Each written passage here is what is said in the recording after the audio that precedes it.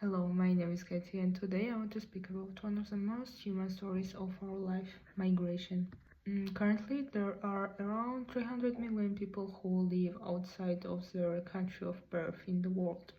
For some, it's simply about finding better opportunities, but for some, it's about survival.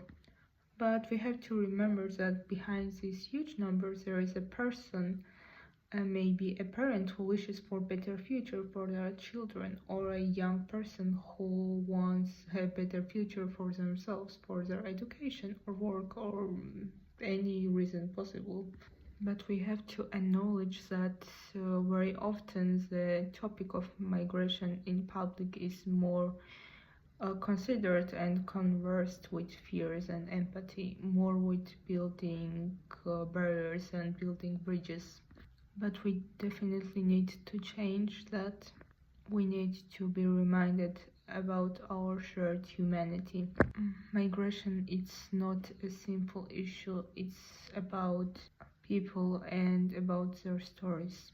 So we should treat it a bit more careful and in a better and positive light.